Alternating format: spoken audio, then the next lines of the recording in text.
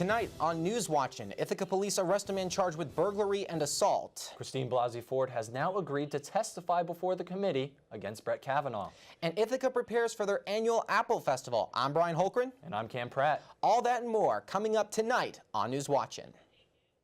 The Ithaca Police Department are investigating a car crash that took place this Wednesday near the center of town. Around 7 p.m. Eastern on Route 79, two vehicles collided head-on with one another, leaving both drivers in critical condition. The Ithaca Fire Department arrived on the scene soon after, with extraction taking 30 minutes, with one person being flown by Guthrie Air to a regional trauma center. Police closed the road until 10 p.m. and remained on the scene until 2 a.m. the next day to investigate and clean up the damages. An Ithaca man is accused of breaking into two apartments Thursday night and was said to be armed with a machete. Police identified the man as 20-year-old Dakota Croak. Croak broke into an apartment at 150 West Village Place and demanded drugs and money from the occupant, punching him when he said he had neither. Police then received a burglary complaint from the 600 block of Chestnut Street, which is adjacent to West Village Place. After investigating, officers were able to disarm Croak and arrest him on charges of felony second-degree burglary, second-degree menacing, and fourth-degree criminal possession of a weapon.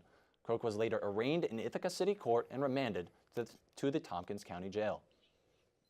Just over 2 weeks ago, legendary actor Burt Reynolds passed away due to a heart attack at 82 years old. The news broke on Thursday, September 6th in the afternoon when Reynolds' representative confirmed the late actor's passing in a hospital in Jupiter, Florida.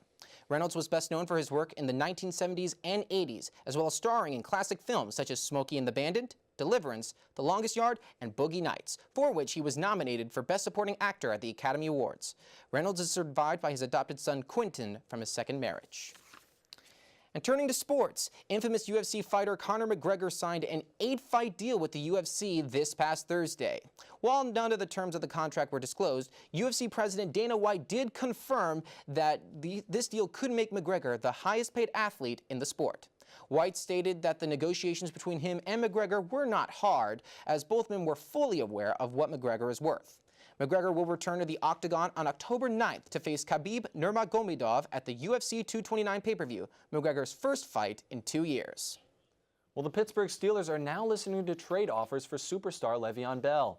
The All-Pro running back has not played a down in the 2018 NFL season due to his holding out on the franchise tag offered to him by the team for the second year in a row. Bell wants a new contract and has remained in South Florida while the Steelers began this season 0-1-1. For each week he fails to show up, Bell forfeits almost $900,000. Pittsburgh is on the road taking on the Buccaneers tonight, again without Bell.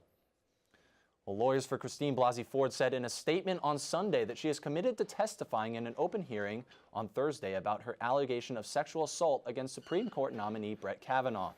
The statement read that despite actual threats to her safety and her life, Dr. Ford believes it is important for senators to hear directly from her about the sexual assault committed against her. Ford alleges that the incident occurred at a party in high school when she was 15 and Kavanaugh was 17. Kavanaugh has denied the allegations and said he wants to testify before the committee. This Friday, the town of Ithaca will kick off one of their most popular traditions with the 36th annual Apple Harvest Festival. During this weekend, the town of Ithaca celebrates the arrival of autumn with a weekend full of music, crafts, baked goods, and plenty of full-grown produce by Ithaca farmers. Musical performances throughout the weekend will include Burns and Christie Band, Vitamin L, Ithaca College's a cappella group Icy Voice Stream, and other popular local groups. Attendance is free to the public, with the festivities beginning on Friday at 10 a.m. Eastern. Well, magic is returning to Ithaca next month in the form of the annual Wizarding Weekend. From October 26th to 28th, the Ithaca Commons will be decked out in wizard gear as the Ithaca Festival welcomes thousands of people into town to celebrate magic, science, and fantasy. Admission is free to the public, but there are select booths with games, crafts, and activities that help raise funds for charity. Magical passports are being offered so that people can purchase all the payment-required activities in advance. Passports are valid both Saturday and Sunday of the festival.